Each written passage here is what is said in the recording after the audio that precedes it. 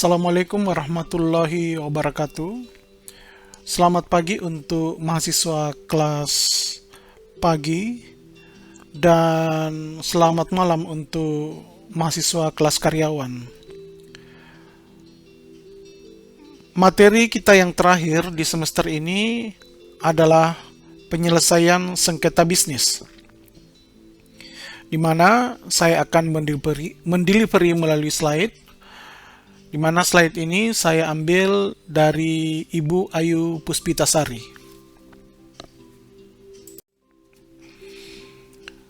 Terkait dengan materi ini, yaitu penyelesaian sengketa bisnis, ada dua hal yang perlu Anda ketahui. Yang pertama adalah sengketa bisnis, dan yang kedua adalah cara menyelesaikan sengketa bisnis tersebut. Untuk memahami apa yang dimaksud dengan sengketa bisnis, maka terlebih dahulu kita harus memahami definisi daripada sengketa bisnis. Sengketa bisnis adalah pertentangan atau konflik. Sedangkan konflik itu sendiri berarti adanya perbedaan pendapat, penafsiran, maupun pertentangan antara orang-orang atau para pihak terhadap suatu objek perselisihan atau suatu objek kepemilikan yang menimbulkan akibat hukum antara satu dengan yang lainnya. Menurut Saliman, sengketa adalah perilaku pertentangan antara dua orang atau lebih yang dapat menimbulkan suatu akibat hukum dan karenanya dapat diberi sanksi hukum bagi salah satu pihak. Sedangkan menurut Maxwell J. Fulton, sengketa bisnis adalah a commercial disputes is one which arise during the course of the exchange or transaction process is central to market economy.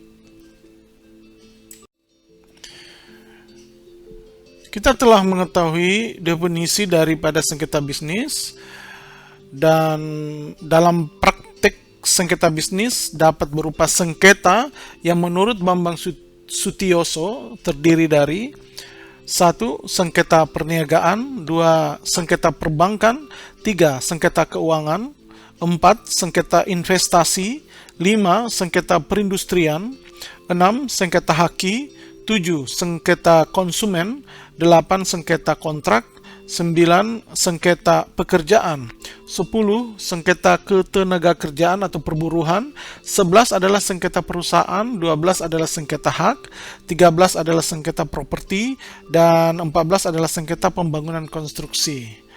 Saya berharap Anda semua bisa mengenali praktek sengketa bisnis tersebut.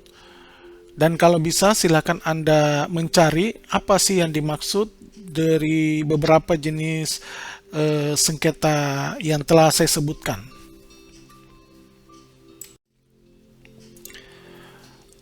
Materi yang kedua adalah cara penyelesaian sengketa bisnis.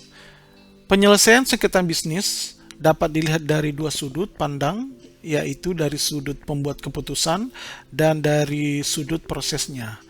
Dari sudut pandang pembuat keputusan ada 3. Yang pertama adalah adjudikatif, yaitu mekanisme penyelesaian yang ditandai di mana kewenangan pengambilan keputusan dilakukan oleh pihak ketiga dalam sengketa di antara para pihak.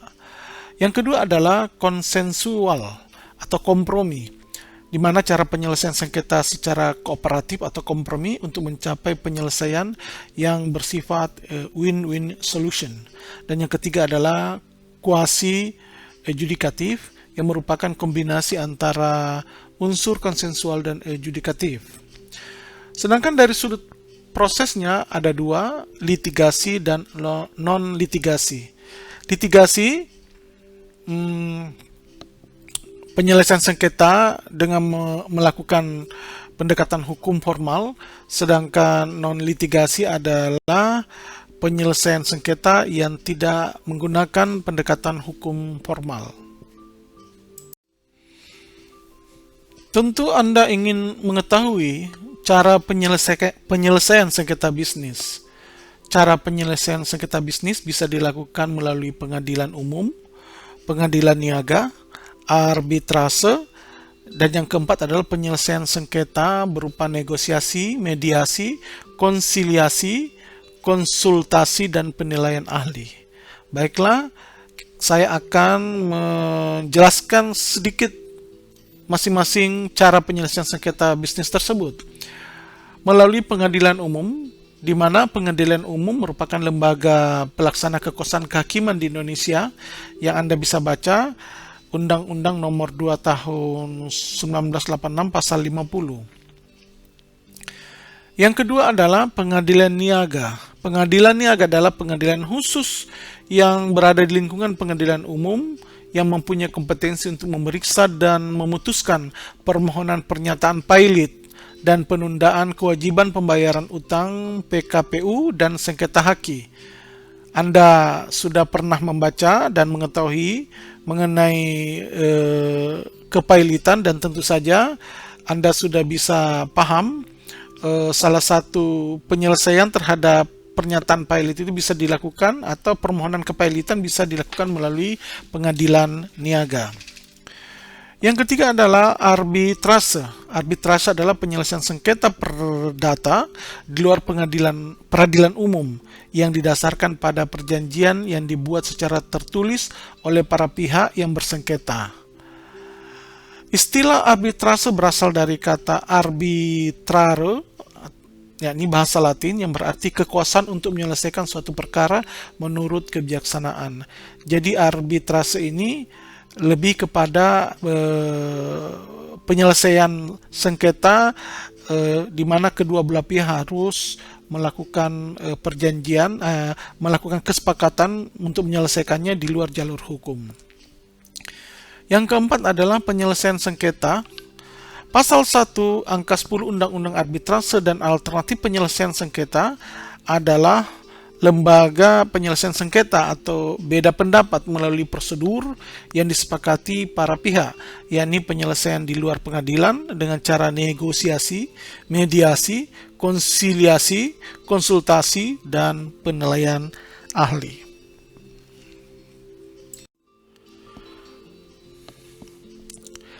Di dalam cara penyelesaian sengketa bisnis terdapat istilah ADR atau APS. ADR adalah kepanjangan dari Alternative Dispute Resolution, sedangkan APS kepanjangannya adalah Alternatif Penyelesaian Sengketa. Cara ini, cara yang paling mudah dan sederhana, adalah para pihak yang bersengketa menyelesaikan sendiri sengketa tersebut, atau penyelesaian sengketa tersebut dilakukan di luar lembaga peradilan. Itulah yang disebut dengan ADP atau Alternative Dispute Resolution atau alternatif penyelesaian sengketa. Bentuk ADR atau APS dalam Undang-Undang Nomor 30 Tahun 1999 tentang arbitrase dan alternatif penyelesaian sengketa adalah konsultasi, bisa juga dengan cara negosiasi, mediasi, konsiliasi, atau penilaian ahli.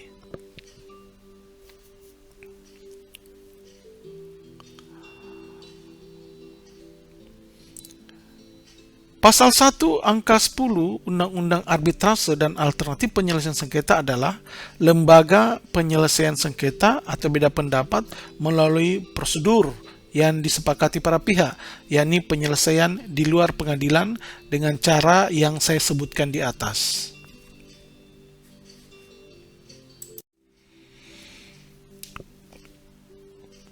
Baiklah, saya akan menjelaskan sedikit tentang apa yang dimaksud dengan konsultasi, negosiasi, mediasi, konsiliasi, dan penilaian ahli, di mana saya merujuk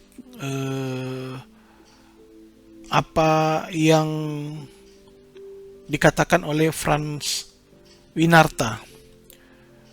Konsultasi adalah suatu tindakan yang bersifat personal antara suatu pihak tertentu atau klien dengan pihak lain yang merupakan pihak konsultan, di mana pihak konsultan memberikan pendapatnya kepada klien sesuai dengan keperluan dan kebutuhan kliennya. Jadi lebih bersifat personal, atau melakukan konsultasi kepada pihak tertentu yang memahami masalah yang dihadapi. Sedangkan negosiasi ini melibatkan dua pihak, atau menurut Franz Winarta, suatu upaya penyelesaian sengketa para pihak tanpa melalui proses pengadilan, dengan tujuan mencapai kesepakatan bersama atas dasar kerjasama yang lebih harmonis dan kreatif. Sedangkan mediasi adalah cara penyelesaian sengketa melalui proses perundingan untuk memperoleh kesepakatan para pihak dengan dibantu oleh mediator.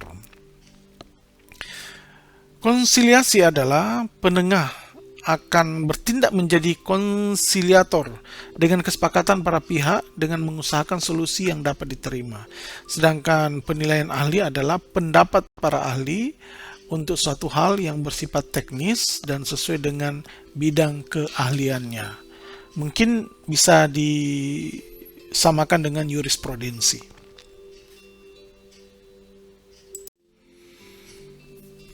Demikianlah materi mengenai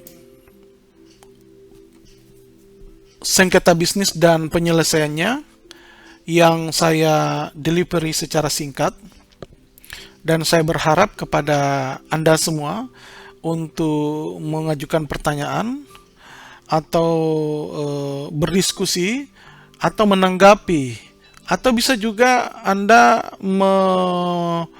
menjawab pertanyaan temannya, dan tentu melalui mekanisme tanya jawab tersebut saya berharap Anda bisa terlibat lebih banyak, dan diharapkan kepada kalian semua untuk berpartisipasi memberikan tanggapan. Bagi yang tidak memberikan pertanyaan atau tanggapan atau hal-hal lainnya yang tidak ada di dalam forum ini, maka saya menganggap Anda tidak hadir atau absen. Terima kasih kepada seluruh mahasiswa atas perhatiannya, dan selamat belajar.